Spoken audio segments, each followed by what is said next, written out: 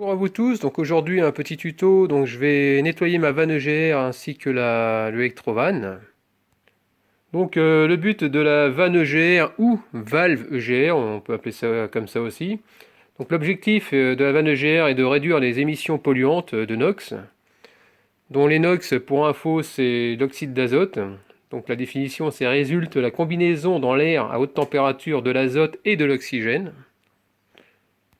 Donc le principe, il est tout bête, hein. Il s'agit simplement de réinjecter une partie des gaz d'échappement vers la chambre de combustion. Donc la proportion des gaz réinjectés varie de 5 à 40% selon la façon dont on utilise le moteur. La conséquence est le refroidissement de la combustion dans les cylindres par la réduction du taux d'oxygène, ce qui réduit de manière mécanique les NOx. En effet, donc, selon le régime moteur, la vanne dirige plus ou moins des gaz par le biais d'un petit volet, clapet mobile contrôlé par le calculateur. Et donc souvent ce qui se passe, c'est que ce petit volet, avec les suies, il finit par se coincer, quoi. Donc ça c'est surtout les moteurs encrassés, donc c'est surtout dans le milieu urbain, où on ne peut pas tirer dedans, donc le problème c'est que le moteur il finit par s'encrasser. Ça vient coincer donc notre fameux volet.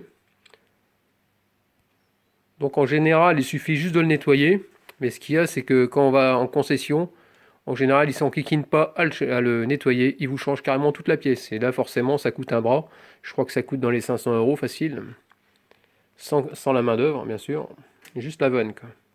Après, il y a aussi des automobilistes aussi qui ont tendance à chanter cette vanne-là en mettant des tapes pleines.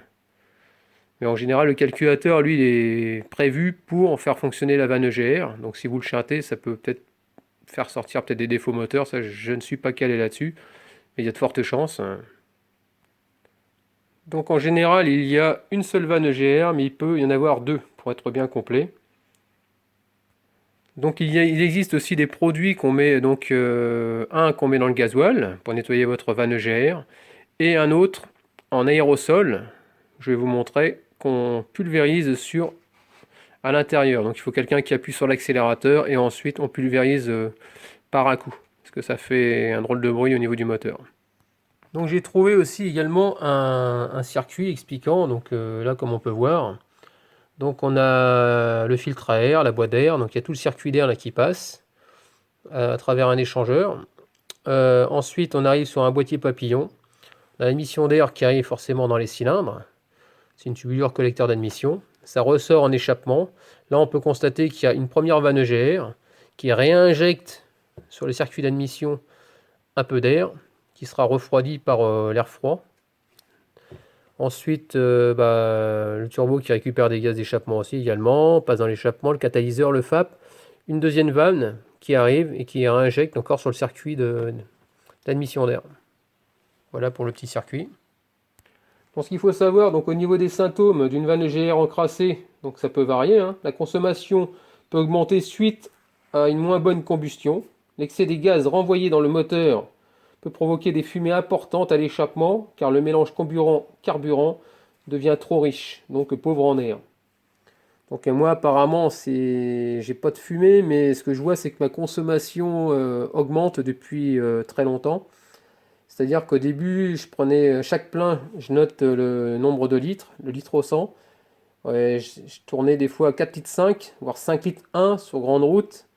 Et là, avec le temps, je suis plus près des 6 litres 6, 6 litres 7.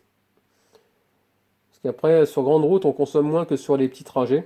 Et au début, je tournais à 6 litres, ouais. Quelques temps, je tournais à 6 litres 2 à peu près, quoi. Et là, ça continue à augmenter tout doucement, quoi. Donc là, c'est pas bon. Donc c'est pour ça que je prends l'initiative quand même de regarder ma vanne EGR. Parce qu'une vanne EGR qui est bloquée, ouverte, bah forcément, il y aura plus de passage de gaz. On injectera trop de gaz, et fermé, le problème c'est qu'on aura tendance à encrasser le moteur, quoi. Mais on risque pas de s'en apercevoir des masques. Donc ici voilà l'électrovan, donc il suffit de la débrancher, donc là vous tirez vers vous le petit loquet, hein. Et ensuite en jouant avec, ça finit, il suffit de soulever un petit peu là et puis vous tirez, voilà, elle est toute débranchée. Ici il y a une vis, de l'autre côté il y a une autre vis. Donc l'outillage, donc moi j'ai pris un cliquet, une petite rallonge et du étoile E10, comme on peut voir, voilà. Et puis vous desserrez les deux vis. Voilà. Donc faites gaffe de ne pas la faire tomber dans le moteur, parce que autrement ça va être galère pour la récupérer.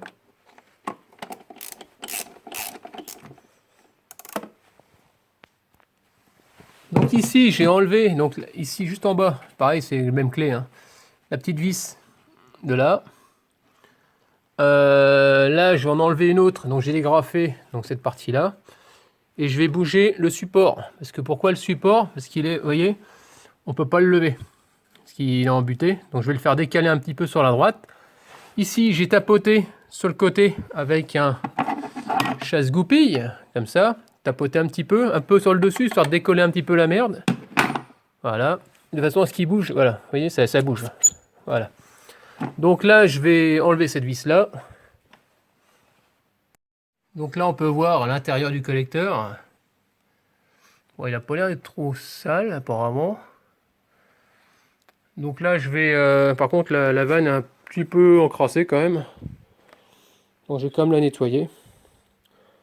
Je l'ai fait il y a 177 000 km. Je trouve qu'elle n'est pas trop pourrie, je trouve, par rapport au nombre de kilomètres quand même. Parce que maintenant, elle a 317 000. Et j'ai dû nettoyer avec un produit à 140 000 à peu près. Donc ça, c'est l'état de ma vanne, de mon électro-van. Donc regardez, j'ai une grosse surprise. Donc je viens d'enlever le cache qui était positionné sur mon électro-van. Donc, je vais le déclipser sur les côtés avec un tournevis ou un couteau. Et vous avez vu la saloperie que je viens de récupérer. Regardez. Oh la vache, c'est tout qui est grippé, tout dégueulasse. On va tout nettoyer.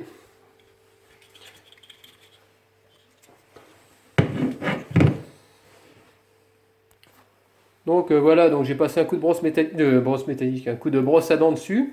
Là, je viens de mettre du décapour. J'en ai entendu parler pour nettoyer les électrovannes parce que j'ai pas un dégraissant top. Donc je vais faire gaffe à tout ce qui est partie électrique. C'est juste la partie mécanique qu'on s'occupe. Donc on va laisser agir un petit peu.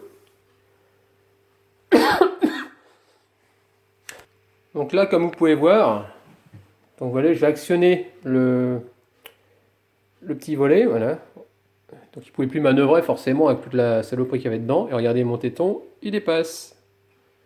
Il fonctionne à merveille. Donc là j'ai passé un coup de soufflette. Je vais mettre un peu de dégrippant un peu partout à l'intérieur. Et puis, puis je vais remonter. Hein.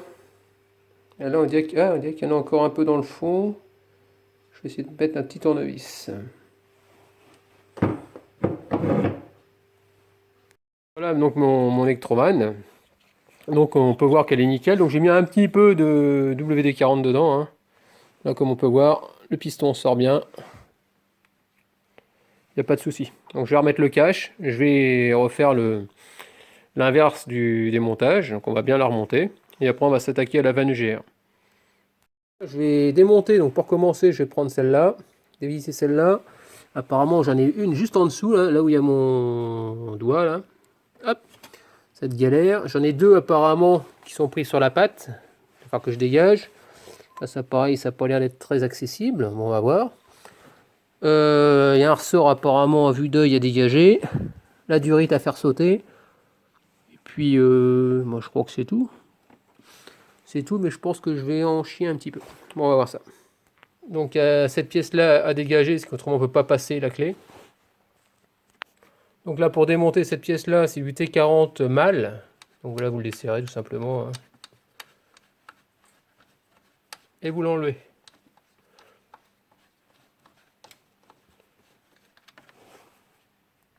Donc en dévissant donc cette vis là, vous faites gaffe que derrière il y a cette partie là qui est prise sur le support. Donc si vous enlevez la vis, c'est tout qui va tomber, donc vous la récupérez au passage. Donc celle-là, celle de gauche apparemment il n'y a rien. Donc là ce que j'ai fait, j'ai enlevé la partie plastique d'ici, vous le retirez, de façon à dégager, j'ai enlevé carrément la durite. Ici c'est un quart de tour, vous soulevez. Après vous dégrafez, je vais retirer carrément l'ensemble pour essayer de passer une rallonge pour être dans la longueur pour atteindre la vis. Donc ici, donc pour dégrafer la partie, cette partie-là, sous de pincée, hein, vous avez des ergots là, sur chaque côté du filtre à air. Vous faites pivoter et vous l'enlevez. Ici maintenant, vous voyez, avec une rallonge, un cliquet, j'ai accès à ma vis du bas. Donc ici, je vais dégrafer, je vais glisser un tournevis dans l'encoche, tout simplement. Voilà, je vais tirer dessus. Là c'est pareil, faites levier légèrement, histoire d'écarter. Voilà. Histoire de dégager ce petit. Voilà. Bon, moi je vais le retirer, voilà. Ensuite, vous dégrafez votre durite. Il y a un peu d'huile dedans. Voilà, j'ai essayé mon moteur. Attends, je vais essuyer tout ça. Là, je suis en train de rigoler parce que je suis en train de m'apercevoir qu'il y a un peu d'huile dans le tuyau. Et comme j'ai nettoyé le moteur, j'ai pas envie de le salir. Donc je deviens de plus en plus maniaque avec mon moteur. Mais bon, il vaut mieux ça que un moteur qui fuite partout. Donc il vaut mieux tout surveiller, quoi. Bon, je disais que j'allais essayer d'enlever les deux vis là. Mais bon, je pense que c'est plutôt galère. Et là, quand je vois la patte, donc je vais enlever carrément la patte. Donc ça y est, j'ai enlevé les deux vis qui est en bas là, à côté du filtre à huile. Donc là, c'est du E12. Ici, vous avez une petite vis Torx. Donc c'est du petit. Hein. Alors, sur ma clé, il y a écrit 8920 en Facom. Donc je sais pas ça correspond à quoi exactement. Donc je vais l'enlever, voilà, ça y est, je commence à la dévisser. Parce qu'elle est prise carrément dans le plastique de cette pièce-là. Donc là, je vais enlever le ressort. Soit que j'ai la patte qui tape dans la poulie de direction assistée, donc c'est un peu la merde. Je peux pas la dégager. Et puis les autres vis par en dessous. Ah, quoique, remarque, ça peut-être passé. Ah, ça va être chaud. Non. Parce que là, j'ai un rebord, hein, ça c'est vraiment mal étudié. Moi, je pense que j'ai tombé carrément ma courroie, ma poulie. Comme ça, j'ai gagné plus de temps qu'à essayer de galérer, quoi. Donc, c'est très simple. Pour tomber la courroie, la poulie, déjà, je vais le faire desserrer à poste. Donc, vous desserrez les trois vis. Voilà. Les trois vis que je monte. Hein. Donc, courroie à poste pour l'instant. Donc, c'est du E12. Étoile. Ensuite, je vais mettre du Torx mâle. Je me souviens plus c'est du combien. Et juste en dessous. Alors, vous voyez la petite étoile? Juste là-dedans. Je vais mettre du Torx mâle. Et puis, je vais jouer sur le galet tendeur pour détendre au niveau de la pompe à eau la courroie. Donc, vous regardez bien avant le cheminement pour pas être embêté, hein, tout simplement. Voilà, vous mettez votre cliquet et dans les sens des aiguilles inverses des aiguilles d'une montre, les sens horaires inverse, vous détendez, voilà. Regardez, il va bouger le galet tendeur, voilà. Et avec votre main, vous tirez. Donc la courroie, vous voyez, elle est assez barrée, donc elle est partie. Après, vous soulevez au niveau de la poulie, voilà, tout simplement, voilà. Vous desserrez, votre poulie, elle va venir. Pour retirer les trois vis, voilà. Comme ça, vous n'avez pas galéré.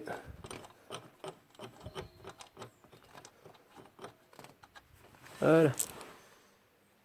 Donc voilà, j'ai retiré ma poulie de direction assistée, comme vous pouvez voir, il n'y a plus rien. Hop. Voilà, le truc marron qu'on voit, rouillé. Donc vous la retirez. Pour la remettre, c'est simple, hein, vous ferez gaffe, il y a les numéros, c'est face à vous. Et de l'autre côté, ça c'est côté moteur. Maintenant, vous voyez, ma patte là, elle peut bouger plus facilement. Sauf que là, je suis relié encore au ressort, donc je vais le retirer. Vous prenez sur le tube du bas, et vous poussez et vous le tirez, quoi. Donc ça se fait en 30 secondes. Il y a le collier, donc j'arrive pas à le défaire, j'ai pas envie de le casser, ça a l'air d'être vachement fragile. Je suis pas embêté, j'ai défait le capteur avec du E8, comme ça il sera accroché à la vanne, c'est pas un problème. Donc ça y est, donc je l'ai eu. Donc on peut voir qu'elle est quand même un petit peu dégueulasse quand même. Donc on va bien la nettoyer. On va y faire le même sort. Donc voilà l'intérieur de ma fan. Enfin, de tout l'ensemble, donc c'est nickel. Bah, finalement j'ai réussi à débrancher le tuyau et celui tirer dessus et ça a fini par venir. Donc pas la peine de démonter le capteur, vous tirez dessus, ça viendra tout seul. Avant de remonter, bien sûr, vous nettoyez l'intérieur. Hein. Donc j'ai gratté un petit peu. Je sais pas si on voit si on voit un peu de merde quand même. Et j'ai passé un peu de... J'ai passé, comment dire, mon tuyau d'aspirateur à l'intérieur. Là, je vais repasser encore un petit coup, parce que là, je pense qu'il y en a. Ah ouais, il y a un petit peu là-dedans. J'essaie de gratter avec un cintre un petit peu, histoire de décoller un peu la merde et d'aspirer avec un aspirateur. Au montage, maintenant, donc je viens de la réenquiller. Donc, moi, j'appelle ça le nid d'abeille. Donc, j'ai passé un coup de soufflette dedans tout en aspirant.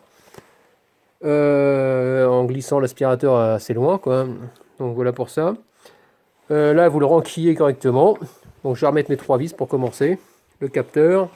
Je vais tout remonter. Comme.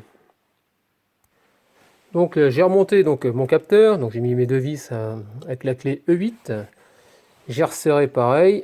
Là, c'est en E10. J'ai resserré donc les 3. 1, 2, celle du dessous, 3. Mais avant, pour remettre les pattes, avant de les serrer à fond, autrement, vous aurez du mal à les mettre celles-là. Donc, il faut mieux les approcher, vous mettez vos 2 pattes, les 2 vis de pattes et ensuite vous serrez tout l'ensemble. J'ai remis mon ressort.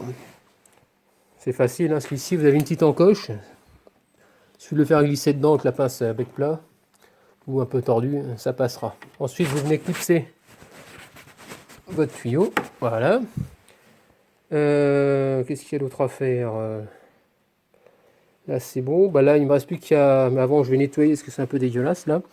Je vais nettoyer un petit peu et je vais remettre ma poulie de direction assistée. Donc les numéros, comme je vous ai dit tout à l'heure, les numéros de nomenclature face à vous. Donc il n'y a pas de sens, il suffit juste de se mettre face au trou et vous approchez vos vis. Ensuite vous mettez votre courroie. Une fois que la courroie soit à poste, vous pourrez vraiment bloquer votre poulie. Donc une petite astuce pour remettre votre poulie, parce que le problème c'est qu'on ne voit pas très bien où se trouvent les trous. Voilà, vous allez voir les trous par rapport à la platine.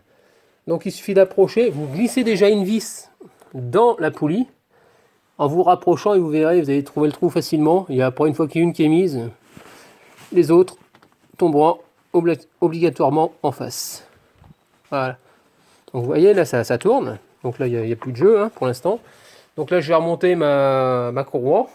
Donc je vais reprendre le cheminement d'origine. Parce que si vous mettez mal la poulie, le problème c'est que la courroie, ce qui va se passer, c'est que soit elle sera trop longue ou trop courte. Donc il n'y a une seule position pour la mettre. Donc moi, ce que j'avais fait juste avant, pour me rappeler du cheminement, j'ai pris une photo.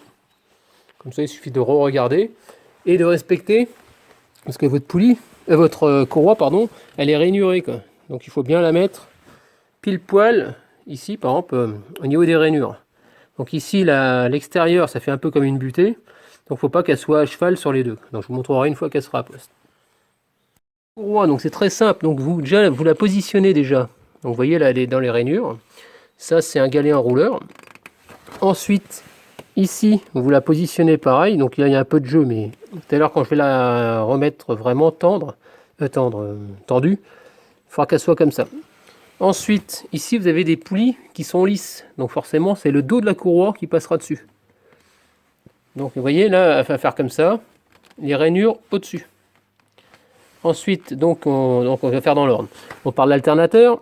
De l'alternateur, vous montez sur le galet, donc côté rainuré, au niveau de la poulie d'un galet enrouleur. Ensuite, vous allez arriver sur un deuxième galet enrouleur, toujours côté rainuré. Vous arrivez sur votre poulie de direction assistée. Donc là, c'est toujours côté rainuré. Vous descendez sur votre poulie de clim, pardon, chercher le mot, de la clim, là pareil, hein. Vous la mettez pile poil dans les rainures. Ensuite, vous faites le tour de la poulie d'ampère, donc Villebrequin, et en dernier recours, donc vous mettez vous allez jouer sur le tendeur, un galet tendeur qui se trouve ici, Et en le faisant basculer avec votre main gauche, vous allez faire passer votre courroie sur la poulie de pompe à eau. Donc voilà, donc là on peut constater qu'ici la courroie est bien mise dans la poulie, donc ça dépasse pas, elle est bien dans chaque rainure. Ensuite, au niveau du galet tendeur, galet enrouleur, pardon, on voit bien que ça dépasse pas, c'est pile poil nickel. Deuxième galet enrouleur, on voit bien de dessus qu'il n'y a pas de problème. Poulie de direction assistée, on voit bien que dessus, pareil, on est bien calé. On regarde ensuite la poulie du compresseur de clim tout en bas, on voit bien qu'on est pile poil dedans. Ici, celle-là, au niveau de la pompe à eau, faut pas trop la rentrer. Vous voyez, il faut qu'elle soit nickel, là, comme ça. Et là, pareil pour la poulie du galet tendeur. Donc ensuite, on retire notre outil T55 en mâle Torx, avec l'adaptateur et le cliquet. Et surtout, n'oublie pas de resserrer la poulie de direction assistée, sinon il va y avoir des soucis. Donc ensuite, bien sûr, vous contrôlez qu'il n'y a pas de jeu, donc il n'y a pas de souci. Moi, je me suis appuyé un peu sur la courroie histoire de faire une tension, de façon à mieux serrer, quoi. Donc c'est pas la peine de serrer comme un malade, hein. Parce que comme c'est une pièce en plastique, c'est un coup, est-ce que ça pourrait casser, on ne sait jamais. Donc maintenant, il ne me reste plus qu'à mettre notre arrivée d'air, hein, tout simplement. Je pense qu'on aura fait le tour. Donc de démarrage. Donc je vais essayer de trouver la panne. Donc là, je vais démarrer mon véhicule. Moi, je vais essayer. Et écoutez le bruit. Vous avez vu, c'est un gros souci.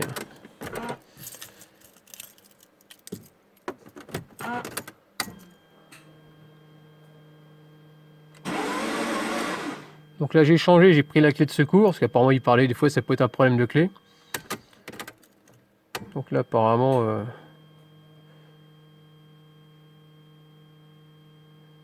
j'essaie d'écouter ce qui se passe.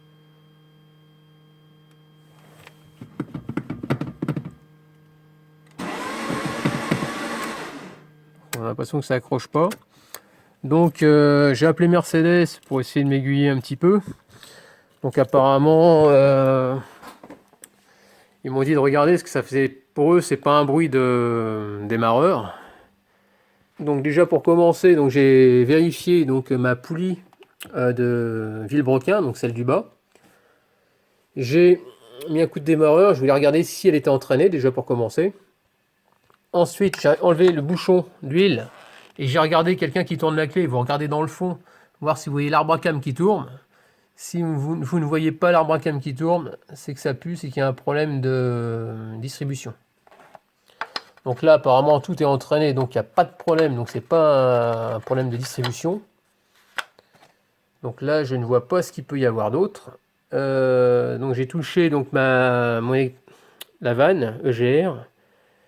J'ai nettoyé, j'ai raclé un peu dedans. J'ai passé un coup de soufflet tout en aspirant. Donc je vois pas trop. Je pense pas avoir fait quoi que ce soit. Pour moi, il n'y a rien à voir avec le problème de démarrage. Donc je vais essayer de chercher un peu plus. Je vais peut-être essayer de regarder dans la boîte à fusibles si je trouve quelque chose. J'ai contrôlé donc tous mes fusibles, qui n'est pas un souci. J'ai interverti les deux relais. Donc c'est les mêmes, je les ai intervertis de place pour voir. Là, pareil.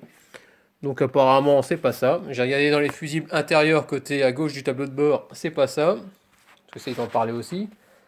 Pour moi, c'est plutôt un truc mécanique. Donc je ne sais pas. Donc je vais essayer de redémonter mon électrovan de GR. C'est peut-être ça qui merde, je ne sais pas. Je vais voir. De redémonter mon électrovan, donc ça y est, je viens de la remettre. Je vois rien de spécial. Il y a tout qui manœuvre bien. Tout à l'heure, j'ai passé à la valise. Il n'y a rien de spécial non plus.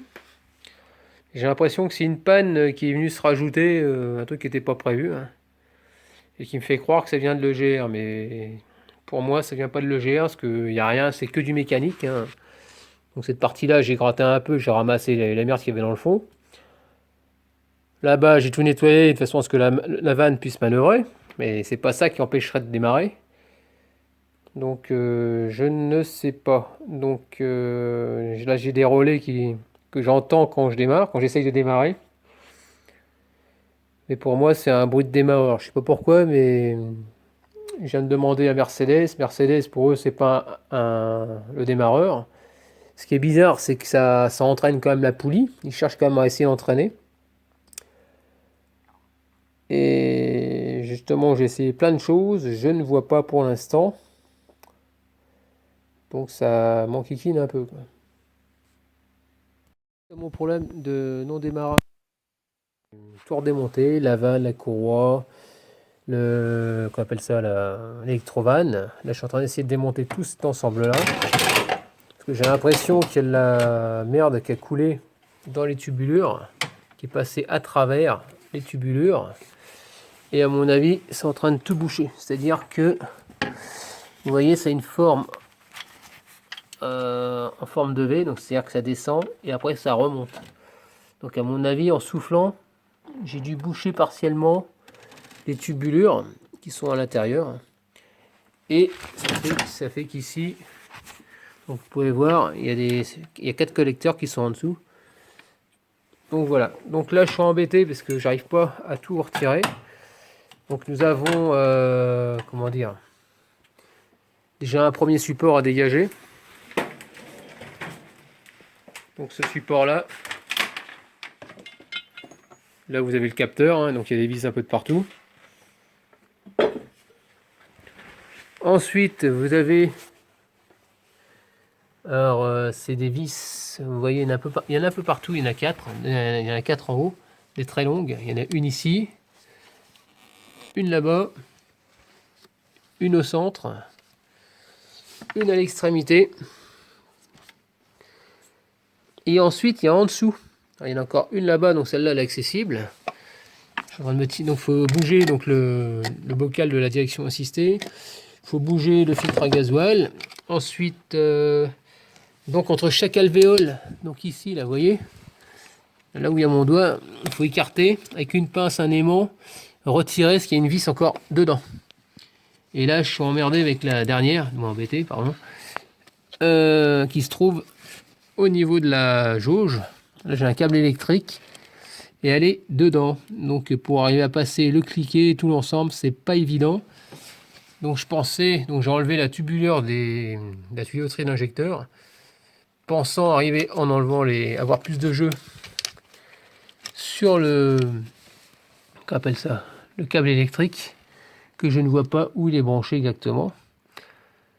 Donc je vais essayer de passer quelque chose de façon à essayer de desserrer quand même. Donc j'ai essayé de bouger un peu la jauge, mais sans forcer pour pas la casser.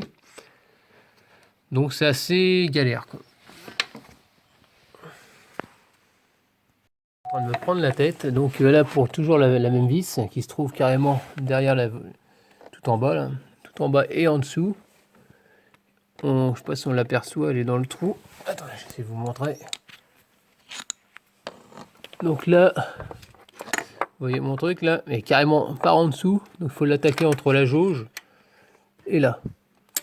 Donc j'ai réussi à glisser un cliquet tout en bougeant un petit peu sans plus la jauge. Donc le problème de la jauge, c'est que j'ai voulu la desserrer pour l'enlever. Ça passe pas, donc je suis emmerdé. Donc par rapport à la grosseur du cliquet. Donc je ne sais pas comment la retirer. Donc j'ai réussi comme à rentrer de justesse. J'ai réussi à la dévisser. Donc pour essayer de l'extraire, il va me falloir une pince coudée. Donc je sais pas si vous voyez, grâce à un aimant, j'ai réussi à l'avoir. Elle est là. La fameuse vis. Voilà. Ça fait à peu près 2 heures que je suis là-dessus. Je suis en train vraiment de criser, quoi. Donc là, je suis en train de bugger parce que j'arrive pas à le sortir.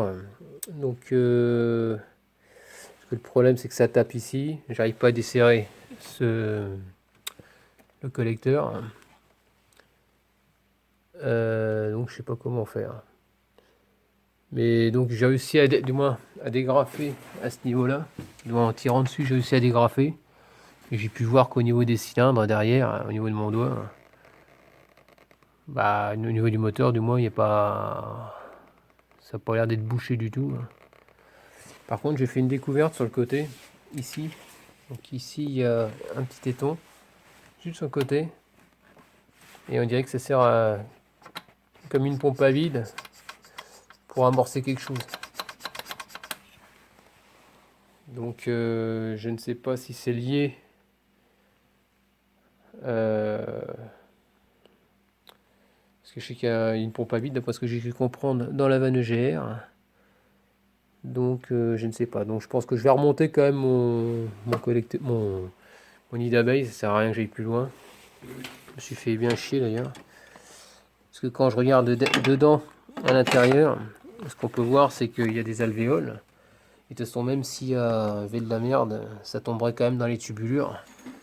Donc je pense pas que ce soit ça qui... Je pense que ça cramerait quand même. Donc ce que j'ai fait, j'ai réussi à passer un tuyau. Donc j'ai pris un tuyau souple. Voilà, comme ça. Hein, que j'ai mis à l'intérieur des alvéoles et que j'ai aspiré. Que j'ai branché sur mon aspirateur et j'ai aspiré le plus gros. J'ai vu un peu de merde qui est venue quand même. Mais sans plus. Donc là, bah, je vais tout remonter. Puis je vais miser la dernière chance sur cette petite pompe à vide là, qui se trouve sur le côté. Donc, bonjour à vous tous. Donc aujourd'hui, hier soir, donc je vous disais que je suis en train de tout remonter parce que j'arrivais pas à l'avoir. Puis finalement, j'ai discuté avec un mécano. Donc c'est vrai que Mercedes m'avait dit le bruit qu'elle fait, votre voiture, on dirait qu'il n'y a pas de compression. Quand j'ai fait ma vanne, mon électrovan, donc qui se trouve sur le dessus, j'avais remonté dans la foulée. J'avais démarré, donc là ça marchait nickel. Et ce qui s'était passé, c'est que j'avais envoyé ici, là, dans les voluptes, ici, il y avait de la merde, quoi. J'ai gratté un peu avec la soufflette et j'ai soufflé, quoi.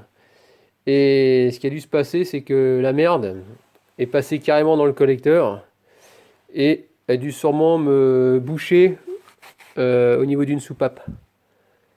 Donc, côté cylindre, donc c'est vrai que ce côté-là, c'est vrai que j'ai pas pu mettre ma soufflette bien loin, mais dans la première volute, c'est-à-dire dans celle-là, et je suppose que c'est celle-là que je vais avoir un problème d'étanchéité au niveau de la soupape. Donc c'est-à-dire que quand mon moteur donc il tourne, donc la chaîne n'est pas cassée, donc je vois mon vilebrequin qui tourne. Le piston il fait son cycle, hein, il monte, il descend. Il y a sûrement injection du gasoil, sauf que le problème c'est que quand le piston il remonte et si la soupape est ouverte, il ne peut pas y avoir compression et explosion. Donc pour démonter donc j'ai démonté ici, j'ai aspiré un peu ce qu'il y a de l'eau qui passe dans l'enveloppe, parce que le but de la vanne EGR c'est de réfrigérer aussi les gaz d'échappement. Donc là j'ai aspiré un peu de flotte pour éviter que ça coule. Ici je vais essayer de démonter la fameuse vis, il y a une vis par là-bas hein, en Torx, je vais essayer de la voir. Juste en dessous mon doigt, non accessible par le dessus, il y a une Torx également. Donc je vais vous montrer qu'est-ce qu'il faut faire pour arriver à l'atteindre. Donc il suffit de dégrafer, ben, c'est chiant à faire. C'est du Torx, c'est du E10 je crois. Il y a comment dire, deux trous, deux vis. Mais le problème de la vis, c'est que le cliquet ne passe pas. Donc vous allez arriver peut-être à le desserrer une première. Celle du haut, faut mettre juste la douille avec une clé multiprise, pince multiprise, vous la desserrez. Ensuite, je ne sais pas si vous voyez, donc là c'est le démarreur. Après, vous poussez un petit peu les flexibles et vous arriverez à passer votre main avec un tout petit cliquet. Et là, là on voit la durite et juste à la légère à gauche de la durite de droite, il y a, on voit un truc qui brille. Bah, elle est là-haut, la vis qu'il faut enlever. Vous voyez, l'ensemble bouge, il n'y a pas de problème. Hein. Mais le problème, c'est que ça tape ici dans la partie métallique. Et donc, la partie métallique, c'est pas évident. Donc, ce que je vais essayer de faire, c'est en écartant cette partie-là, en espérant arriver à l'écarter, avoir un peu plus de jeu et essayer de le soulever et le basculer et le retirer. L'atteindre, donc c'est avec du Torx, vous voyez, elle rentre dans le fond, avec deux petites rallonges, un petit cliquet et une Torx mâle. Donc c'est une vraie partie de plaisir. Pour une solution, donc là pareil, gros, c'est du... Là, je vais la retirer. Vous voyez, donc j'ai pris une petite rallonge, une grosse rallonge. Du E14, c'est pour les vis qu'il y a dans le fond. Donc là, si vous mettez au milieu, je sais pas si on voit, dans le fond, normalement il y a... Je vois plus entre les deux. Il faut les chercher. Attendez, elle est où? En gros, il faut écarter. Je sais pas si on la verra. Je sais plus, elle est entre les deux. Hein. De toute façon, on pourrait pas la louper, il n'y en a qu'une. Je la vois pas, elle est dans le fond. Alors, et après pour la retirer, forcément il vous faudra un aimant. Et après pour la remettre, vous la remettez avec un aimant et après vous venez visser. Donc ça me sert à faire bouger cette armature.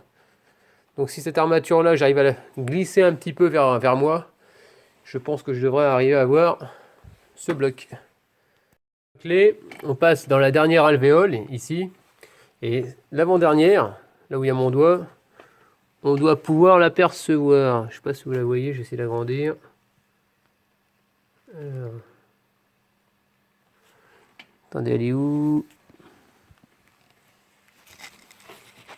C'est passé là-dessous.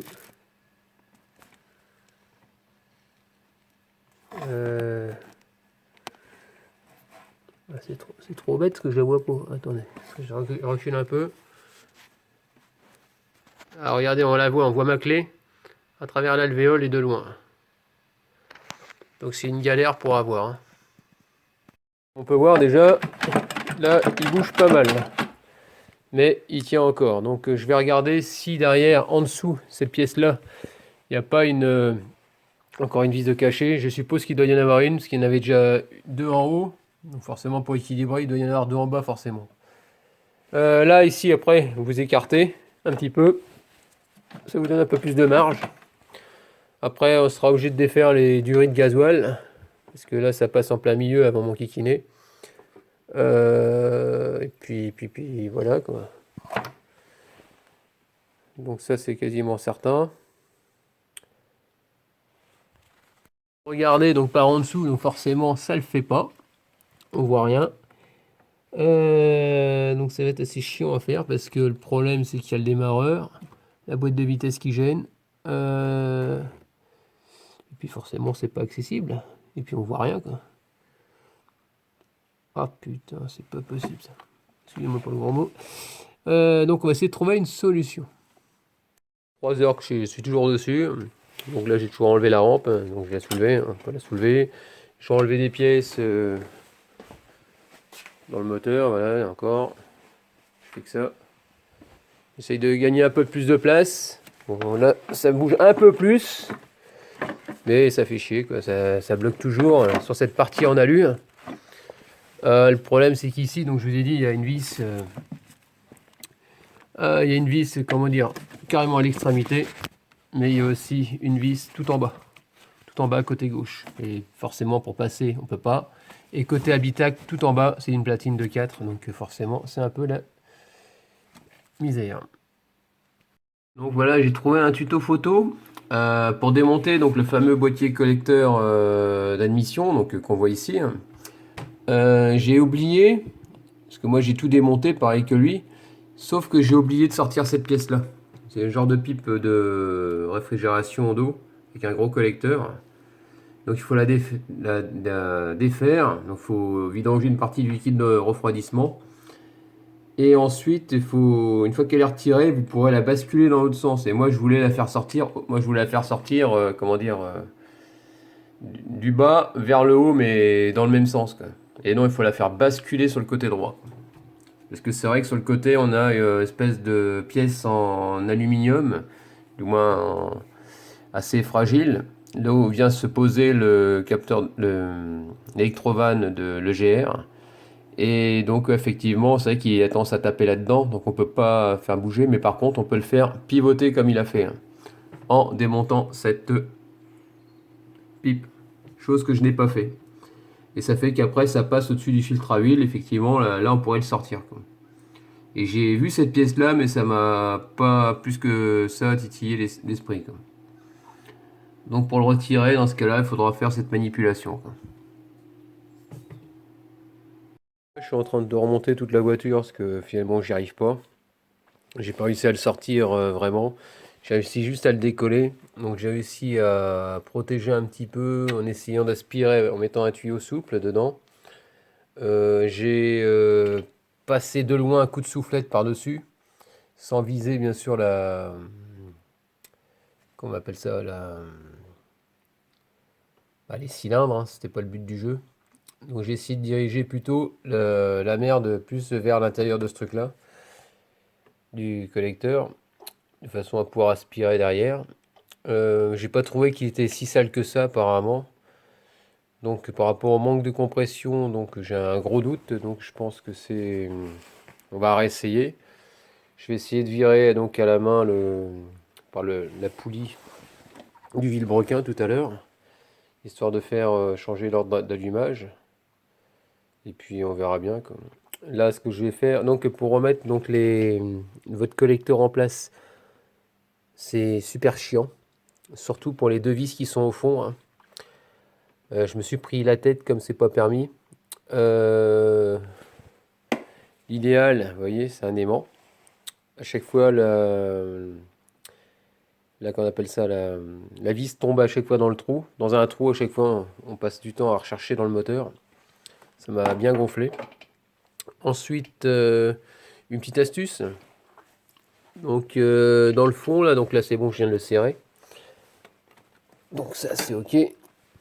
Vous mettez un tournevis, vous écartez un peu la durite souple qui est en dessous. Celle-là, vous voyez, j'ai mis deux rallonges. Ah, je vais essayer de le retirer, voilà. Tout l'ensemble. Une petite astuce, vous mettez de la graisse sur la vis, sur les têtes de vis, pour pouvoir pour les laisser emprisonner dedans. Comme ça, si vous mettez comme ça, la vis, ça va pas tomber. Donc ça fait un genre de colle si vous voulez, quoi. Puis après, vous arrivez à guider en biais, quoi. Donc là, bah, je vais continuer à remettre les vis un peu partout, hein. Donc prenez des notes, parce que les vis, il y a plusieurs types de vis. Les vis sont plus ou moins longues. Donc là, je suis un petit peu en train de galérer pour certaines vis et pour les remettre en place, quoi. Donc ici, pour mettre le ressort, donc c'est très simple. Donc vous le mettez déjà pour commencer à la main.